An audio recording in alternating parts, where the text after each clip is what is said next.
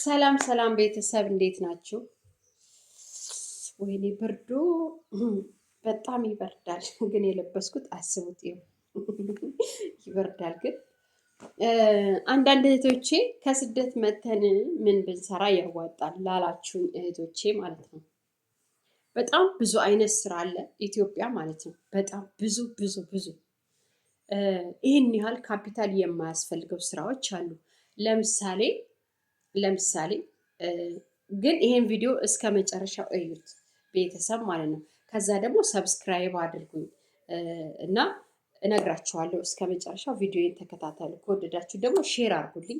ሰብስክራይብ እና ላይክ ሳታደርጉን እንዳታልፉ፣ የምር እንዳታልፉ። እና እኔ ያለሁት ኢትዮጵያ ነው። ከስደት ከመጣው ወደ አሁን እንግዲህ 5 ወር ሊሆነኝ ነው። ከስደት ከመጣው በፊት አረብ ሀገር ነበርኩኝ። እና ዞር ዞር ብዬ እንዳየሁት በእርግጥ እኔ ስራ አልጀመርኩም። ካየሁት አንጻር ነው።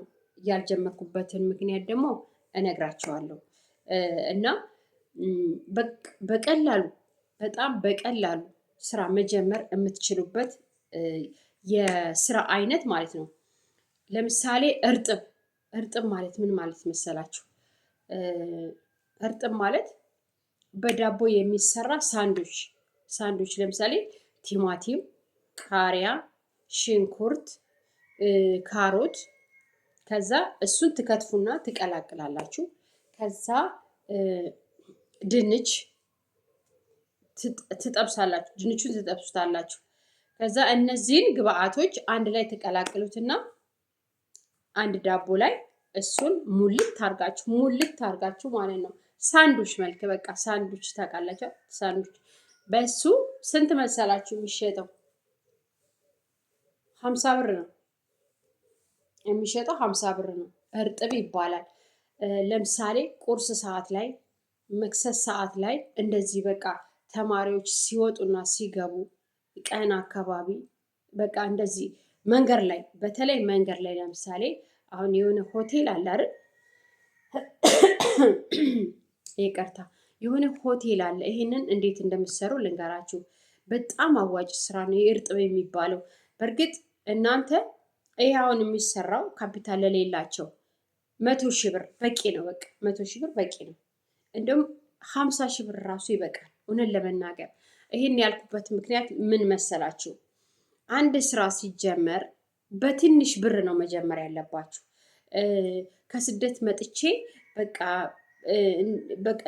ከትንሽ ልጀምር ነው እንዴ ምናምን እንዳትሉ። ስራ ሲሰራ በትልቅ ካፒታል ከከፈታችሁ ለምሳሌ በ500 ሺህ በ1 ሚሊዮን ነው የሚከፈተው ይላሉ አይደል? በአብዛኛው ይላሉ ብር አይበቃም፣ ሁሉም ነገር ውድ ነው ምናምን ይላሉ አይደል? አይደለም። በትንሽ ነው በትንሽ ድንች 1 ኪሎ ለምሳሌ 2 ኪሎ ብትገዙ በቀን መሞከር አለባችሁ። እየሞከራችሁ ያው በአንዴ ስራ ላይ መጣ ይችላል። በትንሿ 2 ኪሎ አትክልት ብትገዙ እንኳን ምንድነው ከ1 ሺህ ብር በላይ በቀን እንትን አትሉም አታወጡም። አትክልት ልግዛ ካላችሁ ማለት ነው። እና እሱም በቃ 100 ሺህ ብር ማክሲመም 100 ሺህ ብር በቂ ነው። ይሄ እርጥብ ለመስራት ሳንዱች ለመስራት ማለት ነው። ይሄ ዝም ብለው 500 ሺህ አይበቃሽም፣ 1 ሚሊዮን ብር አይበቃሽም በፍጹም። እንዴ እኔ ያለሁት እዚህ ሀገር ነው። ለምሳሌ ኢትዮጵያ ከመጣሁ 5 ወር ገብቷል። ግን በጣም ብዙ ስራ መስራት ይቻላል። እናንተ ይኸውላችሁ ያንን ስራ ስትሰሩ ታዲያ ማለት ነው ከሰው ጋር መተዋወቅ አለባችሁ። ሁልጊዜ ፈገግታ ከፊታችሁ መጥፋት የለበትም። በቃ ቢገዟችሁም ባይገዟችሁም ጠይቀው ሊሄዱ ይችላሉ አይደል እንዴ? በቃ ሰላም እንዴት ናችሁ? ደህና ናችሁ ወይ? መጀመሪያ ተጠይቅ። በቃ ሰላምታ ከፍትፍቱ ፊቱ ይላል የሀገር ሰው ሲተረት ማለት ነው። እና በተለይ ነጋዴ ስትሆኑ፣ የቢዝነስ ሰው ስትሆኑ ፊታችሁ ላይ ፈገግታ ያስፈልጋል። ማንኛውንም ስራ ስትሰሩ ማለት ነው። ይሄ በጣም ቀላል ነው። ምንም ማለት ብር ለሌላቸው ነው። ያላችሁ ባላችሁ መክፈት ትችላላችሁ። በፈለጋችሁ ብር መክፈት ትችላላችሁ። ግን ለሌላቸው አሁን እኔ ሀገር ገብቼ ብር የለኝም 50 ሺህ ናት 100 ሺህ ናት 250 ሺህ ብቻ ናት። አሁን እቺ ምን ትሰራለች ምናምን እንዳትንቁ። እዚህ ስትመጡ እኮ ስራ አጥ ናችሁ። በአብዛኛው ስራ አጥ ነው።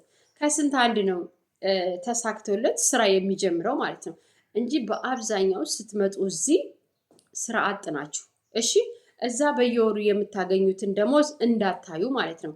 በትንሽ መጀመር ይቻላል። በተለይ ለደከማችሁ እህቶቼ ማለት ነው የምመክራችሁ እሱን ነው። እና ምን አለ መሰላችሁ ስትሰሩ ያው ሰው ማስተዋወቅ ያስፈልጋል። መጀመሪያ ሰው ትተዋወቃላችሁ። በቃ ሁልጊዜ እናንተ የቢዝነስ ሰው ስትሆኑ ለሰው ፍቅር ነው ማሳያችሁ። አሁን አንዳንድ ሰው ዝም ብሎ ይመጣና ማለት ነው ኧረ እባክሽ እንደዚህ ነው እንዴ ምናምን ብሎ ሊያጣጥል ይችላል። ፈገግ በቃ እሺ በቃ ወንድሜ፣ እሺ እህቴ፣ በቃ አልተመችሽም፣ እሺ ችግር የለውም በቃ ፈገግታ ራሱ ከፊታችሁ ራሱ ሰው በቃ ባህሪያችሁንና ጸባያችሁን አመለካከታችሁን አይቶ ሳይወድ በግድ ይገዛችኋል። በቃ ትልቁ ነገር ፈገግታ ነው። አሁን እኔ ስዟዟር ያየሁት ልንገራችሁ፣ መንገድ ላይ የውላችሁ ልንገራችሁ፣ መንገድ ላይ እቃ ልገዛ ማለት ነው ስንት ነው እላችኋለሁ። እንደዚህ ነው። አይ እንደዚህ አይቀንስም እንዴ እዛ ጋር እኮ እንደዚህ ነው ይቀንሳል ብዬ ስናገር እዛ ጋር ለምሳሌ 250 ከሆነ አንድ እቃ የሆነ ቦታ ሲሄድ ደግሞ 270 ብር ይሏቸዋል። እና እንዴ እዛ ጋር እኮ 250 ብር ነው የሚሸጠው ለምንድን ነው እዚህ 270 የሚሆነው ስል በቃ ሂጂ እዛ ሂጂ እዛ ሂጂ ለምን ትገዣለሽ እዚህ ያሆነ ያመነጫጭቃሉ አንዳንዶቹ። እንደሱ አይደለም ራሱ ያን ልጅ ራሱ እዩልክ እኔ ምንም ችግር የለውም ዝም ብዬ እሄዳለሁ። ግን አንተ አሁን የቢዝነስ ሰው ነህ፣ ነጋዴ ነህ እና ጀማሪ ትሆን ወይ ስራው ላይ እየቆየ ይሆን አላውቅም። እንደዚህ መሆን የለበትም። ሂጂ በቃ እዛ ግዢ ምናምን አይባልም። አይ እኔ ስለማያዋጣኝ ነው ምንም ችግር የለም። የሆነ በቃ ፊቱ ላይ ኮስተር ነው ያለው። ነጋዴ ደግሞ ኮስተር ማለት የለም፣ ፈገግታ ነው። የቢዝነሱ ፈገግታ ነው የሚያሳየው። ሰዎች መሳብ እኮ አለብን በፈገግታ። ኦኬ እንደዛ ነው የሚሸጠው ምናልባት ሊሆን ይችላል። ግን የሆነ ብቻ ከእናንተ ፈገግታ መታየት አለበት እንጂ ኮስተር ብላችሁ ድጋሜ እንኳን የሆነ እቃ እዛ ጋር ልትገዙ ብትሄዱ አትሄዱ። አሁን እኔ እዛ አልሄድም፣ ምክንያቱም ያሳየ ፊት በጣም በቃ ልክ በነፃ እንደሚሰጠኝ ማለት ነው።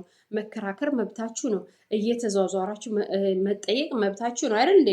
ግን መኮሳተር የለባቸውም ብዬ ነው ማስበው አይደል እንዴ? እናንተም ነው እንደዛ አይነት ስራ ስትሰሩ መኮሳተር የለባችሁም። በቃ ፈገግ ብላችሁ ያን ሰው መሸኘት አለባችሁ። ቤት ቢገዛቸውም ባይገዛችሁም ለማለት ፈልጌ ነው። እና ከወደዳችሁ ቪዲዮዬን እባካችሁ ላይክ አድርጉልኝ፣ ሼር አድርጉ፣ ሰብስክራይብ አድርጉ። በቀጣይ ቪዲዮ ደግሞ የምሰራላችሁ ካለ ኮሜንት ላይ አስቀምጡልኝ። ምንም ችግር የለም እና አመሰግናለሁ።